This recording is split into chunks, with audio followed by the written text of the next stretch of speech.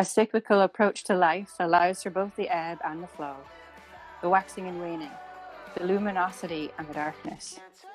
If something is lost, perhaps it can also be found again. Hello and welcome to the Ocean Impact Podcast. I'm your host, Tim Silverwood, and our guest on the podcast today is Dr. Easkey Britton, who is an Irish surfer, a big wave surfer, a marine social scientist, an author, an artist, and an ocean leader.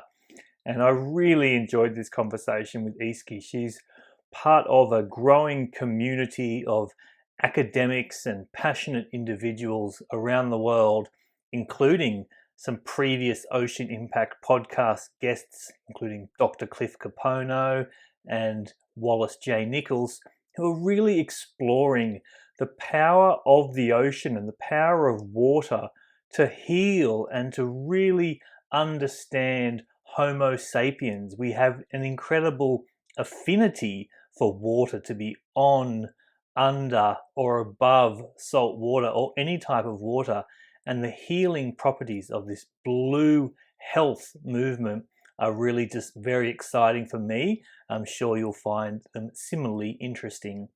A quick update on the Ocean Impact Pitch Fest. We're midway through September 2021, and we've just announced a 1-week extension to the Ocean Impact Pitch Fest and the HP Generation Impact Incubator application period. You now have until the 28th of September 2021 to get your applications in, so move quickly, you still have time. We recorded this podcast with Easkey over Instagram Live, her tuning in from the west coast of Ireland, myself from the northern beaches of Sydney, and it just felt so nice to connect with this incredible voice for the ocean. We speak a lot about her new book, Saltwater in the Blood, that has literally just been released, and it is a beautiful poetic memoir of her very, very interesting life, her exposure to the ocean from a very young age, from a surfing bloodline, and as I said before, how she has chosen to indulge her academic pursuit into really understanding surfing and understanding how salt water is so integral, so innate in our own human story.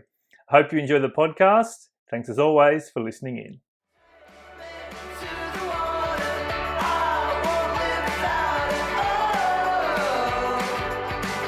Take the ocean out of me. Hi, Easkey. You've made it to our IG Live. Hello. Woo! Just about. Hey. Good to see you. Hi, everyone from the west coast of Ireland.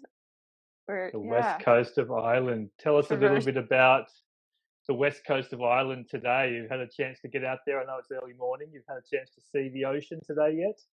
Yeah, I mean, it's great from where we live. We've got the ocean on our doorstep. We're September time for us is when we start to shift into kind of swell season, but it's been a really slow start. So fingers crossed there's something on the way. We've been busy like swimming and kayaking and doing anything and everything else to get in the water. Good one. And keeping a very close eye on the charts and the weather patterns to see what might be brewing for you. Yeah, you bet. So we're hoping for a good winter. Yeah, awesome. There's going to be so much to talk about in today's conversation, and a lot of that around this idea of being connected, not just to the ocean, but to all the natural cycles that are around us that perhaps we've lost quite a bit of touch with. So, yeah, if you wouldn't mind, maybe we go there to begin with, because you are very eloquent and proficient in talking about connection beyond most people. So yeah, maybe just start us off there with a little bit of a glimpse at this concept of connection and what you've learned and what you've felt throughout your life. Yeah, it's such a huge theme for me, and a thread running through my entire life is this ocean connection. It comes through, I guess, my ancestry and family, place of belonging, where I grew up on the west coast of Ireland in Donegal Bay, kind of having access to the surf on my doorstep, particularly Resnella Beach. It's a very gentle beach, perfect for beginners to learn on. It's also where my father and mother both learned to surf. So my dad when he was 12, along with his brothers. So that was in the early pioneering days of surfing in Ireland around the 60s. And then my mom got into it through her teenage years. It was a real lifeline for her through those kind of turbulent years for any, I suppose, teenager growing up. It's great to have something like that to kind of connect with. And the same for me. And both me and my sister are really fortunate to kind of be born into it in that sense. And then even, my grandparents didn't surf, but also, on my dad's side, they kind of set up their business around tourism and a hotel, and supported and sponsored the local surf club right at Rasnowla. And then my other grandmother on my mum's side was also really close to the sea, and she always said how it was like tonic for the soul. And kind of later in her life, spending time with her, we'd always drive down to what used to be her favorite swim spot and just sit and like watch the ocean, just like as if we were at the movies, hanging out and watching it change. So it's just been that innate part of the fabric of my life, family heritage. I kind of call it my blue heritage. And then it's since then woven into kind of every aspect of my life, so much so that I kind of my work is around trying to better understand that connection and the evidence behind why we're so drawn to water. I know we could talk about that a huge amount. It's something that's come up a number of times in various podcast episodes, be that with Wallace J. Nichols or Cliff Kapono and others that really are similarly trying to piece together what on earth is going on in this connection that we as humans have to the ocean, to water. So maybe just give us a little bit of a sense of some of those things that you've learned through academic research and lived experience. Yeah, where to start? I mean, it's remarkable to see. I really do credit, Jay's work with Blue Mind and his book coming out, I think, around 2014, being the first time I came across language that described what I have intuitively known and felt my whole life, which is the ocean's power to heal, especially if we have a healthy ocean. And then since then, there's been this huge kind of emerging trend, certainly in the research world I'm in as a marine social scientist, even being a marine social scientist. I mean, that language for that didn't exist 10 years ago either. So it's, again, looking at that human relationship with the sea, the link between ocean health and human health. So you're seeing this huge kind of trend around what's called blue health now. So trying to understand the mental, psychological, emotional, physical benefits or impacts of being in, on, or near water. And then in particular, obviously for me, it's about the sea, but also understanding about the effect of different types of water bodies for different kinds of people. And, as I said earlier, we have that innate pull towards water as humans because it's essential for our survival, quite literally. So much of our culture and society has been shaped in and around water and the ocean. But also it's a real place of paradox, right? It's also dangerous and risky and evokes fear as well as all the other emotions. So yeah, it has quite an emotional impact on us, to say the least. So what will your relationship with the ocean be, for example, on a day like today? You mentioned that the swells that you would probably like to be chasing are yet to arrive. So give us a little bit of a glimpse of how the ocean will feature in a normal day in the life of Easkey. Yeah, well, everything revolves around the ocean. I'm really at odds with my, like a regular calendar and a 9 to 5 schedule. My whole life has been like that. So it was a challenge being stuck to a timetable through school and university.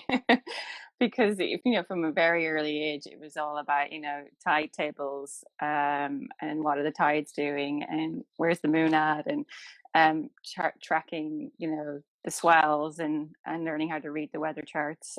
So much is dictated by what's going on in the ocean and local weather systems, and that hasn't really changed.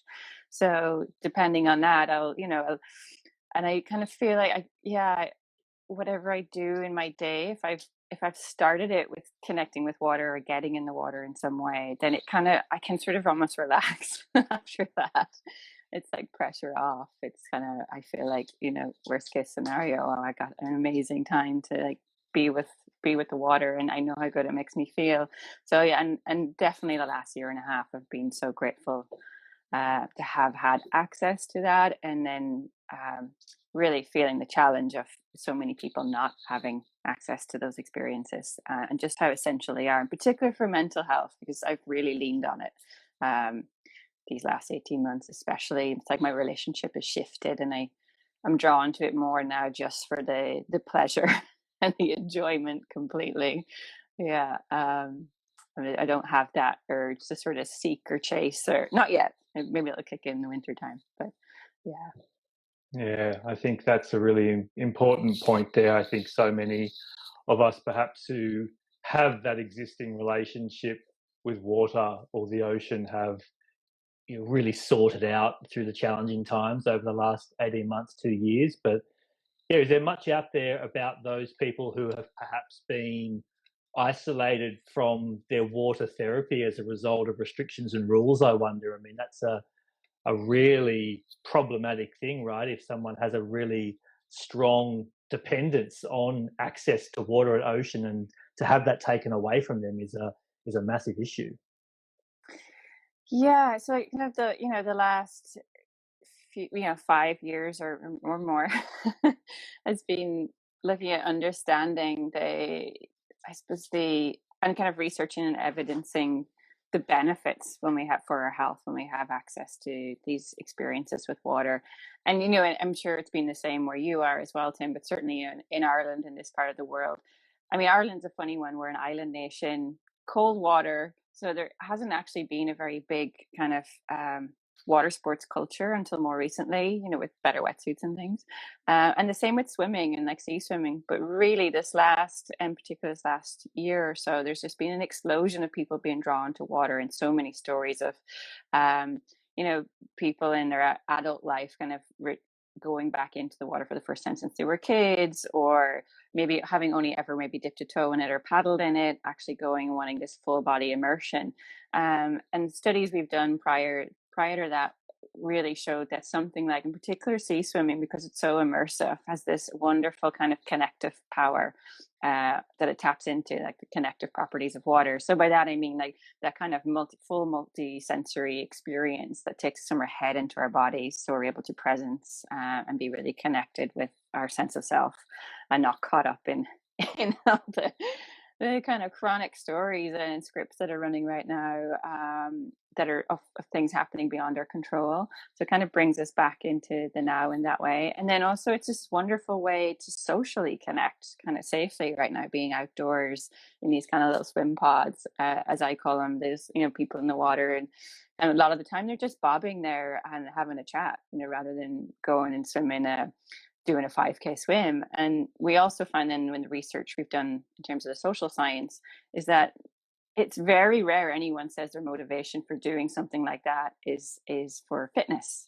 It's nearly always for how it makes them feel, for that emotional, mental well-being, or the social connection.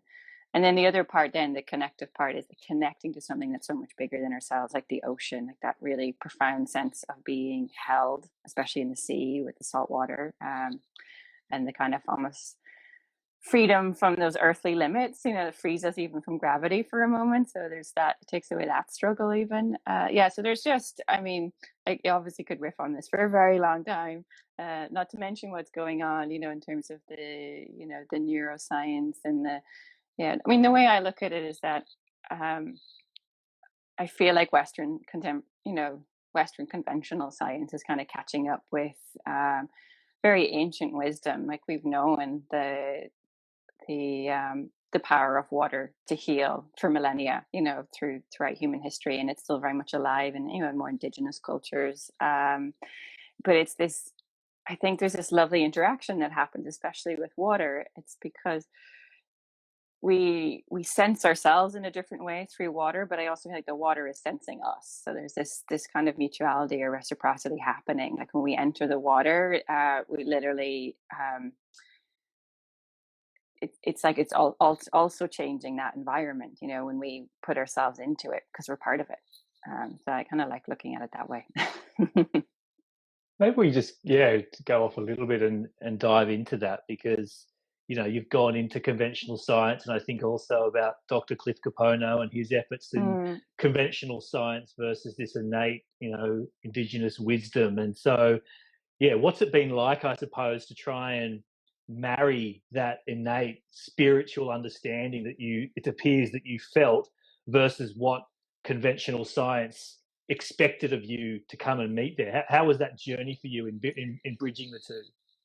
Oh, such a good question. And I mean, I've had some amazing conversations with Cliff, and he's been, yeah, I've just learned so much from his approach as well, and how he bridges those worlds, and just the way he's really helped with my framing and perspective on this too. But there's always that inherent tension, and I think especially as I've come at it from a place of real love and connection as a surfer.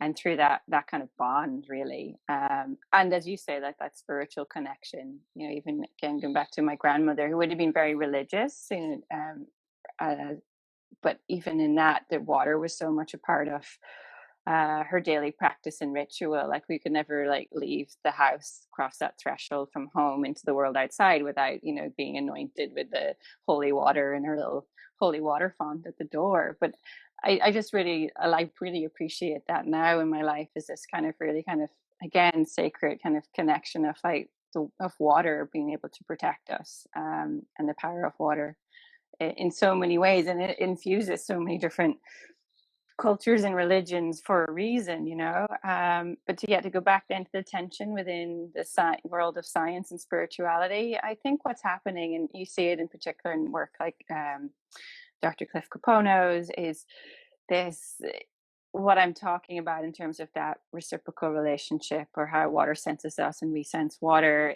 It's coming out in research like Cliff's doing, with it literally altering our microbiome. The fact that we're, and that's something I write about too, that we're not, of course, we're not separate, but, even if we think about it in a physiological level, our skin is kind of a barrier, but it's porous. And, as a surfer, like you get, uh, get the washing machine, get totally rinsed. You get, our bodies are totally modified by being in the sea and that environment, even with having like surfer's ear. It's just adapting to like wind and cold water. But we don't really want that, but it's just an amazing kind of bodily response, right? Um, so yeah, what am I trying to say here about I feel like it's less of a rift than it's made out to be. I think the challenge for me navigating those worlds, as also as a scientist, and I really feel I struggle with when it's the kind of science that tries to reduce everything to the sum of its parts. And so I'm excited now by being able to draw on systems thinking and ecological perspectives that are looking at the system as a whole. And actually, and science is going more and more that way, looking at the interconnection and interdependency of everything, from a systems point of view, and from this point of view of kind of holism, which of course is mirroring the wisdom that was already there, right, in a lot of indigenous cultures. um, and it's great to see that kind of convergence happening. My concern also lies around, with this promoting the benefits of things like, blue space, as it's called, water environments and blue health. And is there a risk that we end up maybe almost commodifying the ocean again as something that makes us feel good, like turning it into like prescribing it as a pill, running the risk of over medicalizing these experiences, as well as recognizing the profound therapeutic benefit for so many different groups, and that it's something that, if we looked after, is so widely available, like no matter wherever we are, there's usually water nearby. So yeah, I don't have the answers, but there's definitely lots of questions to pull apart. Yeah, so many places I'd like to take the conversation from there, but we could be here for hours if I'm not careful.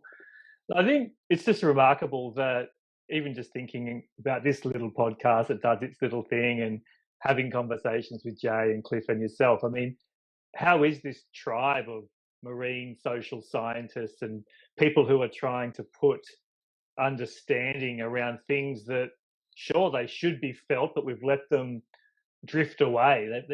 We haven't let them percolate the mainstream.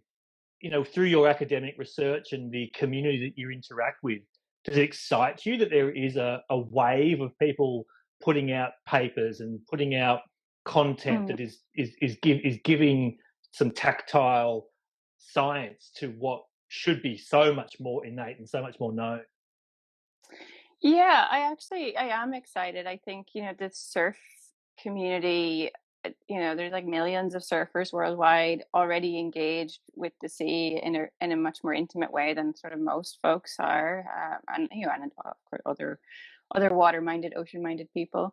But isn't that a wonderful opportunity to actually like bring the science to life we experience it in a lived way and in a really bodily way, like, so to take it out of the so-called ivory towers, because it's really about, the science is how we make meaning of the world around us and our place in it and connect more deeply. That's my take anyway.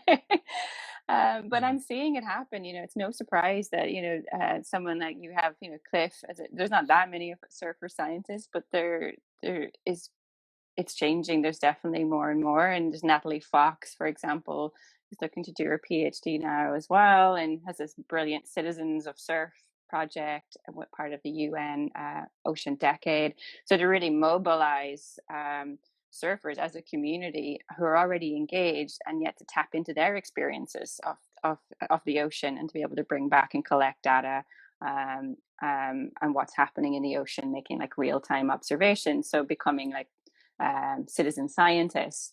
But yeah, almost, I feel like it's almost like bringing the story of the ocean back into our culture. How do we do that? Surfing's a really powerful way to do that. Plus surfing engages people in a way you can kind of almost do it by stealth, like bringing in the the message and the science so it's great to see different forms of activism happening. And also there's so many great voices in that space emerging. And Lauren Hill comes to mind, for example, as well. And the conversations they have with the Water People podcast, with the book she wrote on the history of women surfing as well, giving voice to that whole kind of lineage and what we can learn from, I guess, those who've gone before us, as well as the new stuff, right? So yeah, Mm. it's really cool to see. On that, so my next point was we're going to start talking about your new book, Saltwater in the Blood. But because you brought up Lauren and the Water People podcast, one of the things I really enjoyed about your conversation with Lauren and Dave there was sort of that recognition that surfers can quite often be celebrated as these free feeling, and it's a lot of self-indulgence and Mm, selfishness to surfing. But you did start to speak about the the the raft of relatively unintended consequences that has come from the explosion of surfing across the world in the last 50 years. And maybe this is a little sort of prelude to how not only you've embraced that idea of surf adventure and being, touted as the first person to surf in a country, but then being restorative, regenerative, and looking at surfing as a remarkable opportunity to create connection, to heal other social challenges. Maybe you can give us your take on the downsides to surf adventurism and exploration versus what it can be to restore and regenerate. whew, yeah, yeah. I think my surfing path has definitely been, very twisty turny, probably because of those moments of introspection and reflection of actually taking a look at what impact is it really having and who is it benefiting. So I've journeyed from being, competitive. I started competing from the age of 8, just for the fun of it, at the local surf club, and as a way to hang out with all my pals on the beach, and then joined the Irish surf team at the age of 12, which for me was like, that's a ticket to like get out of Donegal, the remotest, most marginalized part of Ireland, and out into the world, to like out into that like wide blue beyond horizon, and to travel, right? And growing up with the stories of surfing, the narrative very much dominates of surf travel, adventure, exploration. Of course, all the things now, and I look back, at the time, quite naively excited by, but also has this huge element of colonialism and appropriation and imposing a kind of certain kind of westernized version of surf culture into places where it hasn't always had a very positive effect. And recognizing that then as I travel to places, the beauty and privilege of experiencing amazing waves in incredible places like the Mentawai Islands, and but just feeling like I was in this kind of bubble and it was so far removed from what's happening kind of beneath the surface, wanting to get in, like below the skin of a place. And as a competitive surfer, it's sort of a bit of it's all about the waves, as if the waves existed in isolation from where the place where they break, and who else experiences them or isn't able to. And so all these questions started to just burn up for me. And then even the impact of the travel itself environmentally, was also recognizing and appreciating for me how it's also really through surfing I've had these incredible connections.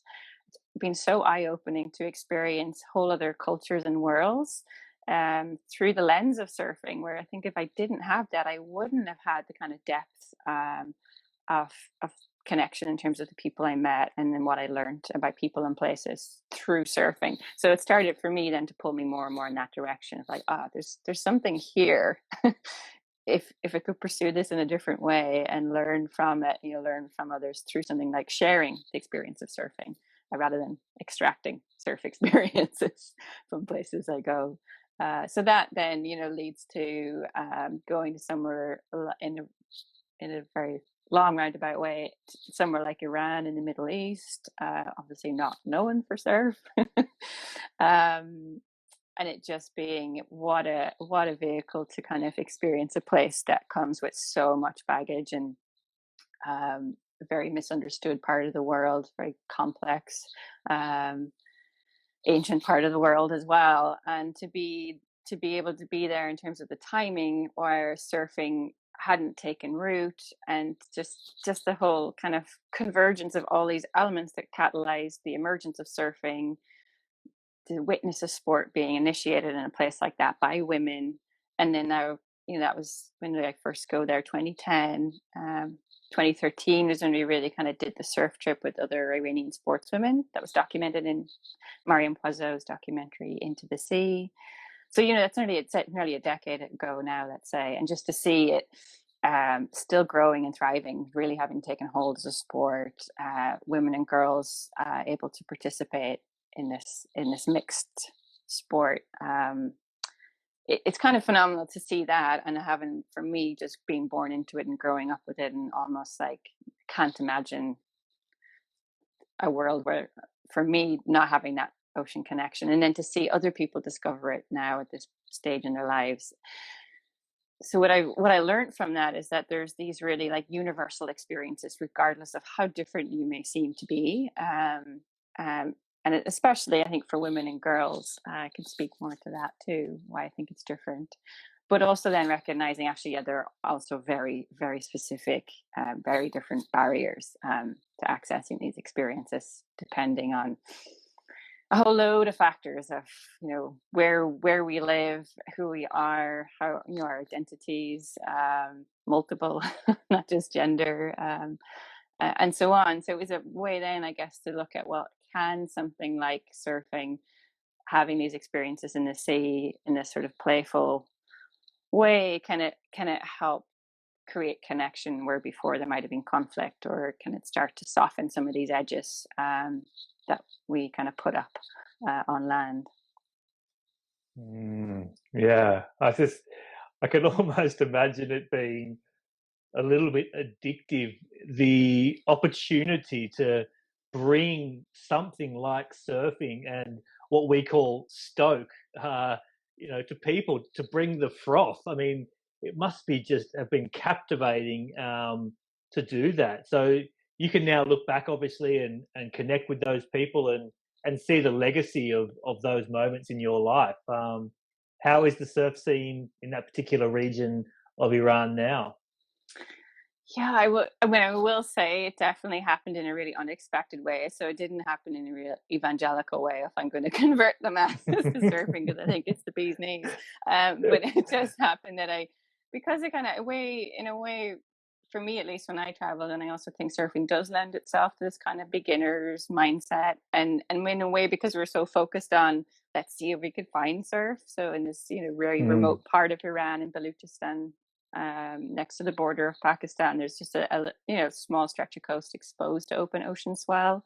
Um, in a way, almost being so focused on that, I was able to like drop the much, I suppose, the bigger narratives that might have otherwise held me back around Iran in particular at the time, and there just been so much fear around even going there, and a lot of resistance and a total lack of support. Anyways, for me going there by my former sponsors at the time, and even trying to get funding to make the documentary to capture what we felt like. We didn't know. I suppose what I'm trying to say is, but we went in not with mm, a total unknown, and it completely depended on how it was going to be received, which could have gone either way. And just to be received in such an open, welcoming way, especially by the local community, are very, traditional, more conservative, and different ethnic minority.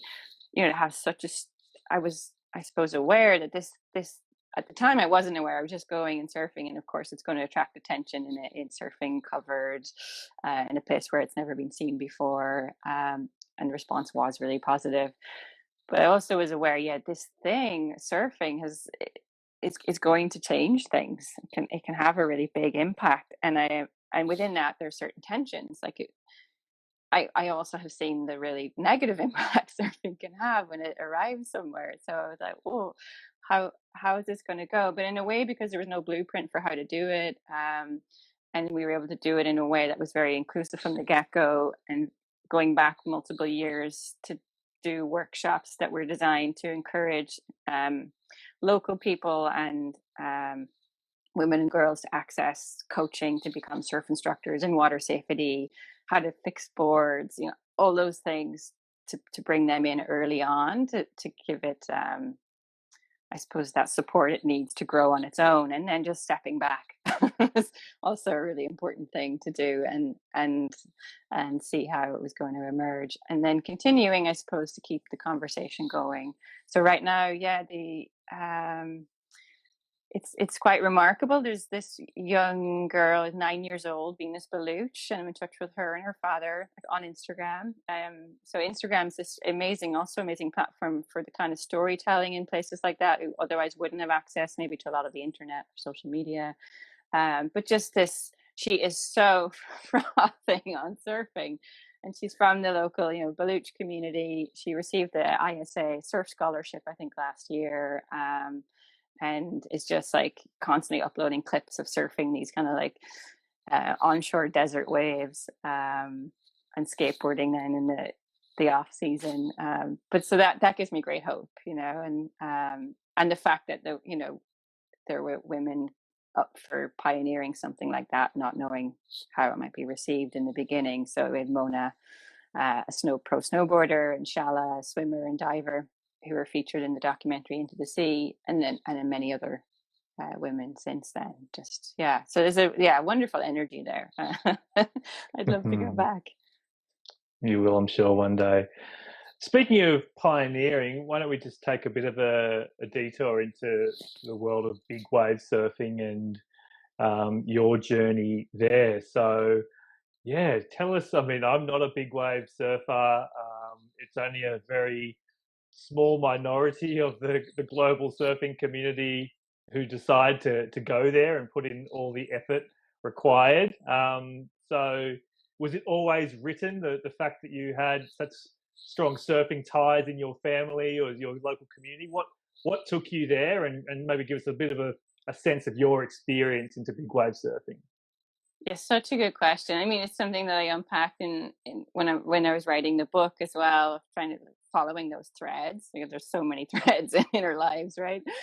But it's only by doing that and like following the threads you kind of realize how and why it maybe all came together, and I didn't maybe see at the time.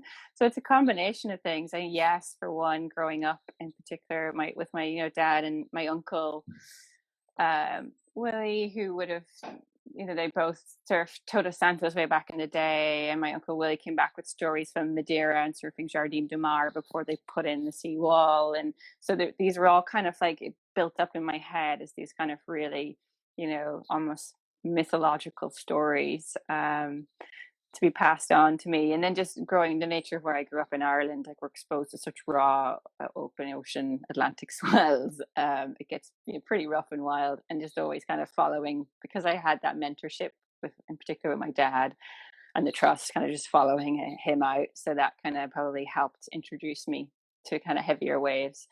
And also then being in a surfing family. So my cousin Neil Britton, and myself, we kind of teamed up when the big wave scene in Ireland was starting to kick off.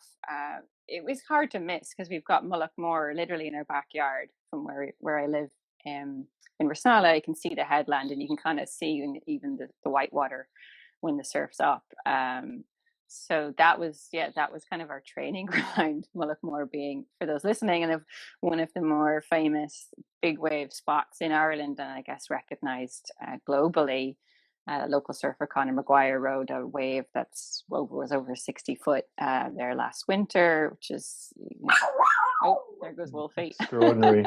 But yeah, so it wasn't an intention to be a big wave surfer. I better bring Wolfie into this. Come here. Yeah, come on in, Wolfie. You're more than welcome. Come here. Okay. Just so people know, okay, for listening to the podcast, this is Wolfie. Great bark, Wolfie. Little terrier with a real attitude. Yeah. Oh dear. That's all good. Anyways, but yeah, it's I don't know. I think for quite a few winters, I also went to Hawaii from the age of kind of 17, 18 when I finished school. As a kind of way to, I don't know, it's a real, I guess, proving testing ground. But I just really got my ass handed to me because the waves were just, there was a whole other level of intensity, and the scene over there.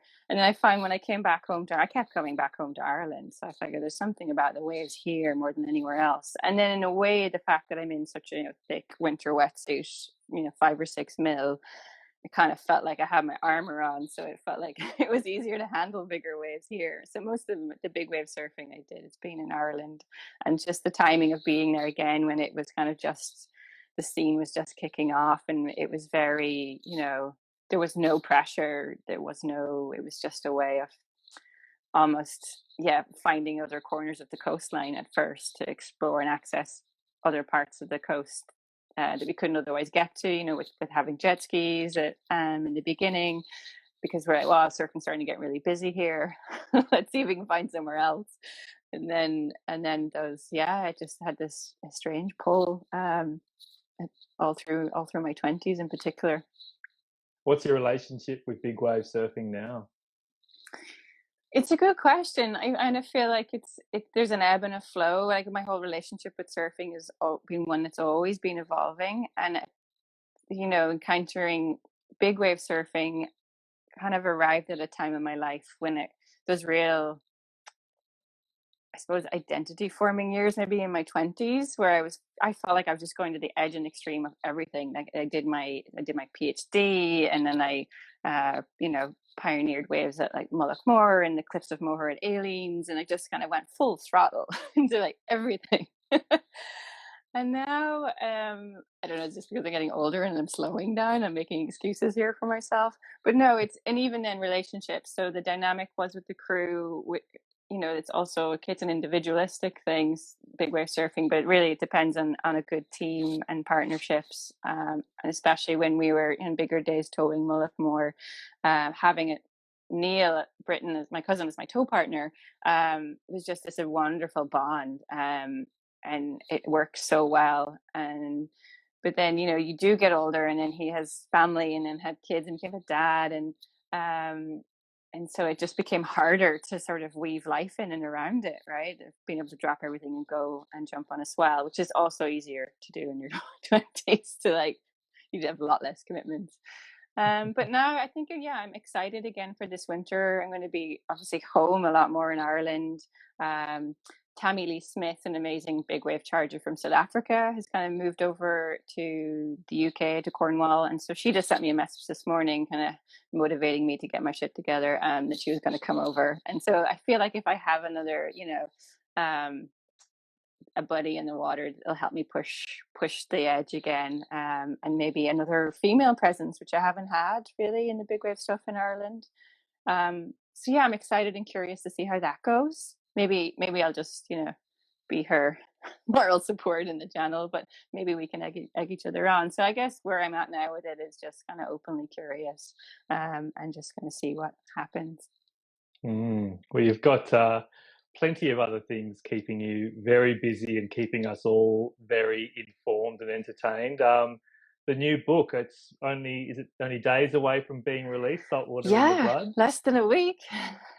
Oh, congratulations. I was really lucky that you were able to share a PDF with me, and I had such a great time reading through it, and obviously your beautiful illustrations that bookend each chapter. And it reminds me, I guess, of those books written by surfers, but are written for everyone. And it's really beautiful how you tie in those nice little soft and subtle explanations of surfing terminology and references just to help everyone. So, tell us a little bit about how long it was in the works. Give the listeners a bit of a glimpse of what to expect when they pick up this beautiful book. Yeah, so the book is called Saltwater in the Blood. It's kind of all about my exploration of surfing, natural cycles, and the sea's power to heal. And very much, I suppose it draws on surfing as this really powerful metaphor for how we live and lead more kind of, I suppose, more resilient, more connected, more creative lives, so that how we can sort of translate some of those lessons learned back into our everyday lives, and in a way, as you say, that's really accessible whether you're a surfer or not. But that's kind of, I suppose, my vehicle or medium to write through. And even the title Saltwater in the Blood, so I borrowed that from my dad, who's an artist, and one of his art exhibitions was called Saltwater in the Ink. And I think it's obviously so fitting with a family like mine. But the fact that, we as humans literally have salt water in our blood, it's such a wonderful way. Also talking about connection, to connect with the ocean. I think it also came about around the time around 2018. I'd worked on a short film with Matt Smith and Andrew Knader called A Lunar Cycle, supported by Finisterre. So it was the first kind of, I suppose, surf edit that I put out. But I don't know, if you've seen it or not, but it's definitely a very kind of abstract, creative take on this, I guess, a more intimate, immersive connection with the sea in my part of the coast throughout a lunar cycle. And kind of, exploring a lot of, in particular, those spaces, as I call them, spaces in between, even what the energy of what happens and where we're at in between waves. So it's not even all about the glory moments that we usually see, or that's usually the only thing that gets captured. So I guess I just wanted to sort of experience it or express it in certainly a more feminine lens. By that I mean kind of looking at the even all like the messy elements, the entanglements, when I talk about big wave surfing in it too, it's kind of unpacking it as a much more, about the qualities of vulnerability and surrender and letting go. And they're, rather than it being this sort of hyped up, let's go conquer the waves, or wow, he wrote such a beast, or just the language that gets used, it sort of doesn't fit. Certainly it doesn't fit with my experience of it being this very and I think it's for like that for a lot of big wave surfers. It's actually a very stripped back, exposing vulnerable experience that's quite spiritual, many would say, I guess. So there's all those kinds of things in the book, but it's really about I guess the importance of our connection with the more than human world. How do we restore that? A lot of it is also around the theme of belonging and finding that kind of sense of place, wherever we are, and how that can be done through this connection, in this case with water and the sea. It's a great read, so I definitely encourage everyone to get their hands on it. And yeah, that short film, A Lunar Cycle, with Andrew Canito. I know Andrew, and Mm. he did a fantastic. You all did a fantastic job with that. Your words, those images, the whole production is just stellar. Really great. Yeah, and it's a classic for in terms of Irish surf culture because we didn't get a single like sun ray the whole time we filmed. It was just which lent itself to the kind of like the I suppose the moodiness and atmospherics, but it was yeah, very It always typical of a winter in surprises. Ireland. It does surprise me a lot that there's a bunch of Australian filmmakers who just have such a strong Mm. desire to go north and to film these dark ocean films. And there do exist those dark coastline settings, be it down in southern Tasmania or South Australia. You can go and capture that, but maybe there's nothing quite like the North Atlantic to capture that mood. No, yeah, it So has a we'll kind of different start kind of to, pull. Hmm. yeah, we'll start to wrap up this fantastic conversation, Easkey. Of course, the book, it starts to round out towards the end about ocean disconnection, and the perilous state of planet ocean and the broader climate and environment. So maybe just give us a little bit of a sense of where your head and your heart are now. Is there certain environmental issues, either locally or globally, that you're particularly concerned and driven to address, and maybe even some optimistic news of things that are happening? Yeah. It's a really tough one. I feel like so much of my life I've been training and committing for fighting to find ways to better to have a better relationship with water, especially how to protect our ocean and love it and restore it. And then where I grew up, we were on the edge of an SAC, so special area of conservation. It's sort of a European Union kind of habitat designation, to protect certain species and important habitats. And it's a kind of a saltwater, a brackish lagoon, wetlands, a really kind of special, unique habitat. And we get amazing like uh, numbers of winter migratory birds and whooper swans, and so really quite special. And then the sea or the bay is kind of just on the other side of it. It's really sand dunes. Um, and then I just came home after kind of being away with my partner on his farm for most of the summer, and there's just this shocking algal bloom that I'd never seen before. So, but having a connection to a place in particular body of water my whole life, and then to see it change so suddenly and rapidly and be in such poor health. They had this sort of carpet of green algae covering at least a third, maybe half of the lake. Mm. Was just devastating and kind of shocking to me. And I'm really feeling a mix of, well, obviously I feel a certain responsibility, maybe almost shame that it's happened on my watch, and then a feeling like, wow, if sometimes we're so caught at looking at the bigger picture and then the scale and size of the ocean that there's a tendency I don't know, is it that we forget, or but just not that it's no lesser it's no less important to care for Dernish Loch, that body of water on my own doorstep, than it is the whole ocean. Like it's the one and the same story, I suppose, is what I'm getting at. And so for me, it was a real wake up call of, okay, what can I do for my water today and then every day? And then how do you create a whole culture of care around that, of everyone who lives in the catchment around this body of water to value how do we value the water that we live with and that supports us? And of course, it the lake is dying, as we're trying to find ways to obviously to protect it and heal it and restore it. I don't know if that will be possible. And there's just real, you bump up against at a government political level, total inertia, disinterest, complete lack of will when it comes to water pollution. It's a very big issue in Ireland because the dominance, in particular, all the pollution comes from land-based runoff and agricultural fertilizers. And there's such a powerful agricultural lobby in Ireland, as in probably most parts of the world. And so it just gets largely ignored, and the situation's really deteriorating. And yet we have the legislation in place. We have really good policies here in this part of the world. And so for me now, yeah, I'm really in this place of tension of trying to find my way. And I feel like, what if I can't protect and care and look after the body of water in my own community on my own doorstep, then on the dark days, then I think, God, what hope is there for an entire ocean? But also I feel like, well, actually, that's where the work happens and the healing happens. And then it also means that any of us can do the work that's needed. And we're up against such an overwhelming issue as like total climate breakdown, and the oceans are beginning to also die.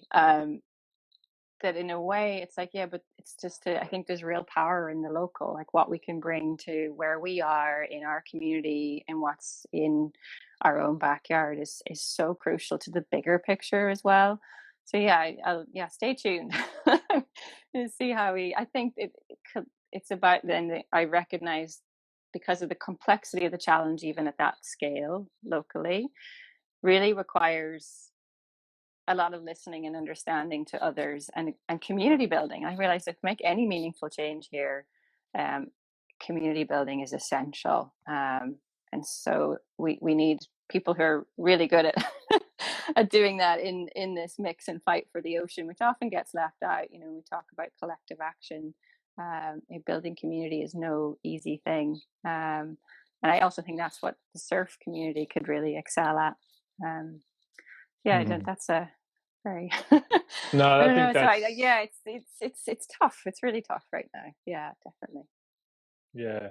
But I think there's so much to what you just shared there. I mean, we perhaps as those with the ability to have an outspoken voice and try to bring awareness to the macro, we Hmm. still have some duty and obligation to be having a close focus on the micro and the close to us. But at the same time, there's so much to provide in terms of building that larger tribe of custodians and Yeah. instilling in the many in order to be the eyes on the ground who can, and especially if you start, like you said there, it might not be easy, but exploring that methodology and that process that can be scaled and replicated. And there probably is enough in the books that we can start to understand and reference, but things always change, powerful lobbies come in, politics change, and it's Mm. exhausting. It's bloody exhausting.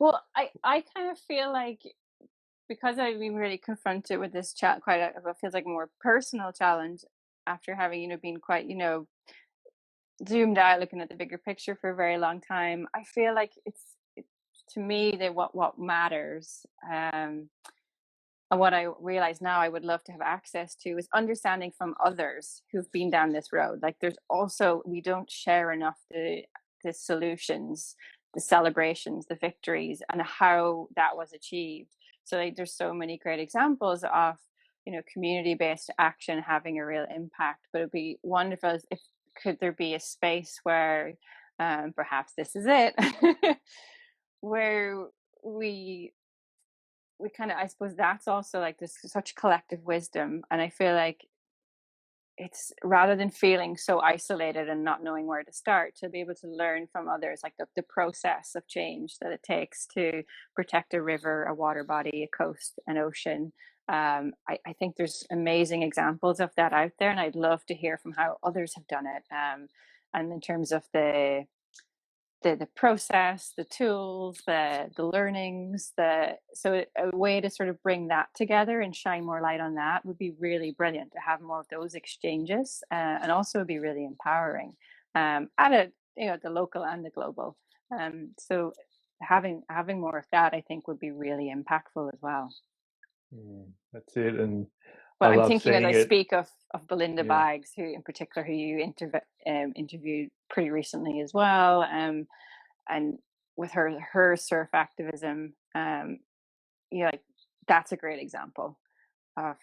And then, is there a space where you just love to kind of like sit down and have a powwow with all these people who've been down this road, and the water protectors, and even in the Patagonia campaign, Blue Heart campaign in Eastern Europe for rivers, and it would just feel a lot less isolating, and feel much more like, okay, actually, yeah, we've got this. We're part of something bigger.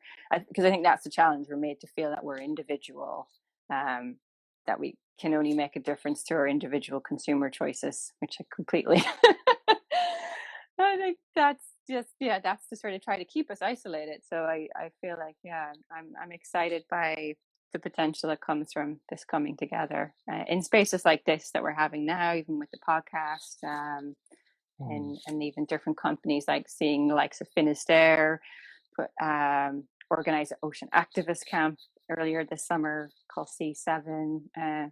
So I think, yeah, those things really make a difference. And increasingly important. I know that I get a boost if I happen across the small minority of good news that appears in the social media feed, and people that are making a dedicated effort to not just sprinkle, but really provide a good dose of good news and stories that can. I get really motivated by a dire predicament because it puts fuel in my tank and gets me going for the next few miles. But I also love that little bit of just, oh yeah, there's a win there, and there's an example over here, and I think it's a really good idea you just shared there around a forum to allow more of that and Yeah. learnings to be known. Yeah, absolutely. That, and just to add to what you were saying, I think that's why, Wallace J. Nichols' work so important in Blue Mind, and of like connecting with water. If we don't have that connection, I think you have change on a bigger scale of how we create a cultural shift and bring the value of water and the ocean into our culture. It's a very intergenerational thing, isn't it? And so it's about, as he says, yeah, connect with find your water and connect with it. Bring somebody else with you, to like create the ripple effect. Someone who otherwise maybe wouldn't, or feels disconnected from it. Yeah. Well, Easkey, we spoke beforehand. We were meant to do a little reading from the book earlier in the conversation, but I wasn't gonna let it slide because I would love to hear your those words come from you. But before we do that, is there anything else that you wanted to talk today to reference before a little reading and before we say goodbye to our listeners? Oh yeah, actually, just maybe to bring it back to on a more positive note as well. We started off, I think, the conversation touching on like access and inclusion in the ocean, and I suppose a lot of this, beach spaces and surfing can feel maybe quite exclusionary for many people. But I'm working on a beautiful research kind of collaboration consortium called Inclusi in Europe. So it's about across 5 different countries, 7 organizations, most of them surf therapy organizations who work with people with physical disabilities, sensory impairment. And so Inclusi is kind of coming together again to sort of tap into that collective intelligence and wisdom to create a methodology and best practices, and to help make surfing in the sea more accessible for people, in particular with physical disabilities. And to learn how to do that better, and kind of, I suppose, make that more mainstream in terms of through the training and the coaching. So it's just such a really great motivating project to work on, and also learning so much from different perspectives of how people experience the sea and the benefits when we come together in that way. So that's really exciting. I'm working on that for the next couple of years, and yeah, I think that's kind of really it. So it's keep Worth on trucking.